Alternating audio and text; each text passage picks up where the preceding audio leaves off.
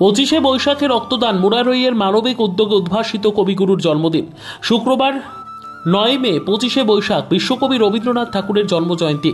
কবিগুরুর আদর্শে অনুপ্রাণিত হয়ে মুরারই 1 নম্বর পঞ্চায়েত সমিতির পক্ষ থেকে আয়োজিত হলো স্বেচ্ছায় রক্তদান শিবির। মুরারই 1 ব্লকের মুক্ত মঞ্চে সকাল থেকে দুপুর পর্যন্ত চলা এই মানবিক অনুষ্ঠানে 30 জন রক্তদাতা স্বেচ্ছায় রক্তদান করেন।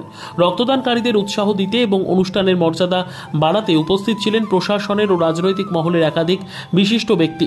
অনুষ্ঠানে উপস্থিত ছিলেন মুরারই 1 ব্লকের বিডিও বীরেন্দ্র অধিকারী, পঞ্চায়েত সমিতির সভাপতি বিপ্লব শর্মা, সহ সভাপতি আফতাব আহমেদ, জেলা পরিষদের কৃষি কর্মাধ্যক্ষ সিরাজুল ইসলাম খান, তৃণমূলের ব্লক সভাপতি বিনয় কুমার ঘোষ ও মুরারই বিধানসভার বিধায়ক ডাক্তার মোশাররফ হোসেন।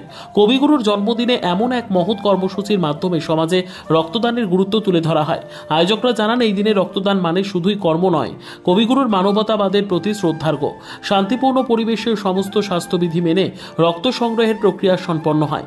উপস্থিত অতিথিরা সকল রক্তদাতাদের আন্তরিক অভিনন্দন জানান এবং ভবিষ্যতে এমন উদ্যোগ অব্যাহত রাখার কথা বলেন। বীরভূমের মুরারই থেকে শুভাশিস ব্যানার্জির রিপোর্ট, তারাপীঠ টিভি।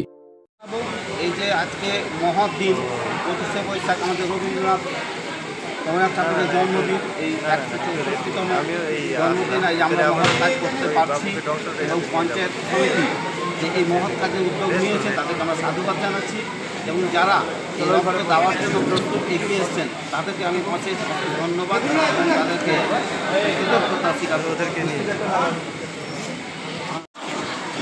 কবিগুরু রবীন্দ্রনাথ ঠাকুরের জন্মদিন উপলক্ষে 164তম জন্মদিন উপলক্ষে আমরা মুরারই 1 নম্বর পঞ্চায়েত সমিতির পক্ষ থেকে এবং ব্লক আধিকারিকের উদ্যোগে আমরা রক্তশিবির আয়োজন করেছি রবীন্দ্রনাথ ঠাকুরের জন্মদিন সম্মান জানাবো।